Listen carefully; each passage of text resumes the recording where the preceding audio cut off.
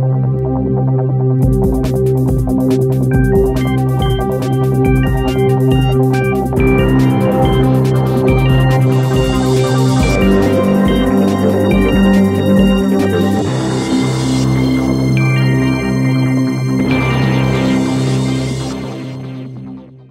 and welcome to the latest Accountancy Age Big Question. Finance directors and chief executives have been under the spotlight during the credit crunch. But as we're in a recession, what role do chairmen have to play in this? Joining us today, we have Steve Norris, Jarvis Executive Chairman and former Conservative MP. Stephen, thanks for joining us. Yeah, pleasure. Let's answer that question. What should we expect of good chairmen in this current economic climate? Well, you know, I think what you expect of a chairman in any climate is, above all, a kind of firm hand on the tiller of the business. Not to get in the way of the chief executive, but from the chairman, a sense of stability, a sense of unity of purpose. That is, after all, ultimately what the chairman's job is, as in any committee at any level, never mind in a business. It's to draw disparate strands together, make sure the arguments are heard publicly and debated and then resolved. But above all, once they've been resolved, to ensure that there's an executive team that takes on and delivers the strategy. And I think, you know, what's really going to be crucial in the credit crunch is that management will rehabilitate itself. Sure.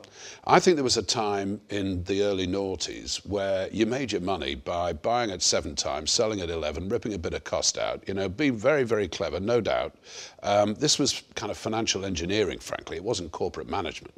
And in those circumstances, you know, a huge amount of wealth was created, and I'm going to take my hat off to the people who did it. Good luck to them.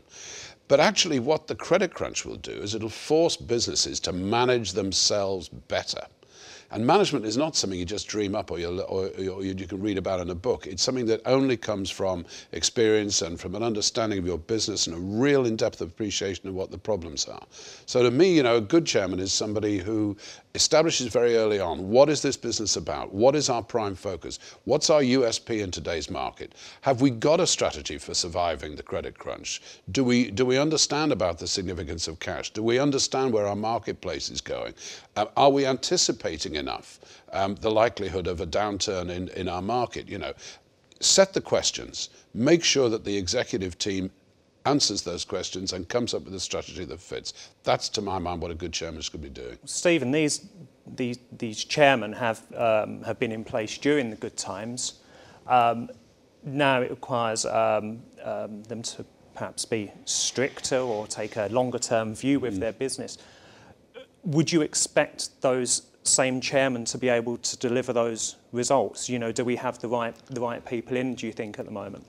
Well, you know, I think we could make too much of the fact that times have turned from being very good to being very bad, and in a sense, part of my response is that, you know, a good chairman is a chairman who understands that his or her job is to move the business forward, whatever the business environment.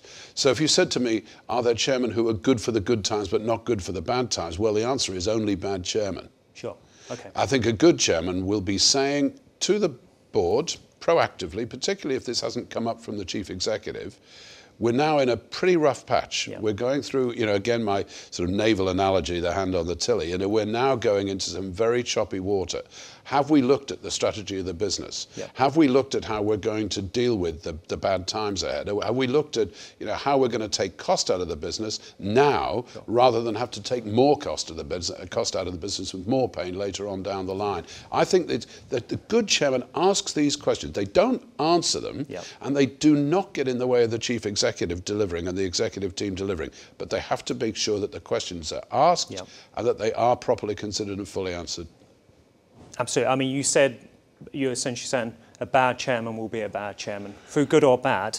And that does touch on one of the topics that a survey that was recently compiled by our friends at Director Bank. Yeah.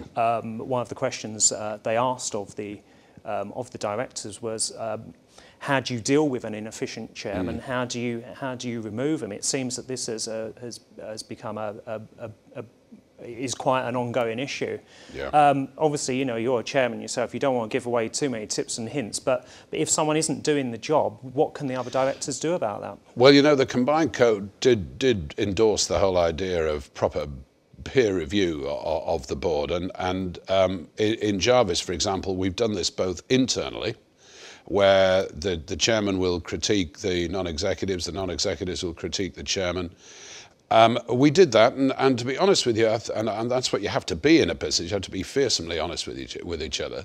I think that was rather too self-congratulatory. So we've also done it externally. In other words, hired an external consultant to come in and critique the board structure. That gave us a very different kind of picture.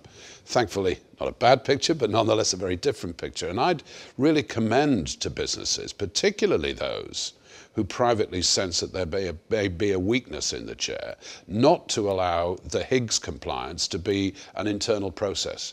Make sure it's an external process. Right. Get in somebody, not your auditor, get somebody, among the professionals, and they're out there, many of them, who can actually look at your business at the top, review the performance, interview and review the performance of each of the individual directors, talk to other key members of the management team outside the board to get a view of how effective these people are. And that will, if it's done properly, flush out your inadequate chairman. Now, in the end, getting rid of any director of a business is a bigger issue than perhaps it ought to be, and that's an issue for the whole sort of corporate governance structure under the Companies Act. But I think if you're looking for the prime lever to use, then Higgs gave it to you.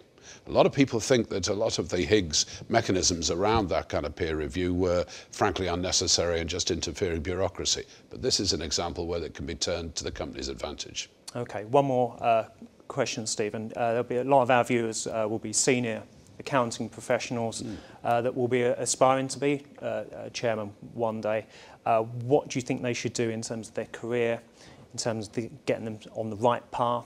And what kind of strategies would you advise them taking on board? Well, I certainly think that the ideal chairman has probably had a bit of experience. I think I get to be a better chairman as I get older. And the reason I say that is because one of the prime, I think, attributes of a good chairman is experience itself, the ability to say, I've been there, let me tell you what I think can happen in circumstances like this. Maybe it's a good thing to do, maybe not a good thing to do. I think secondly, what a good chairman has to do is to listen. Listen and then lead.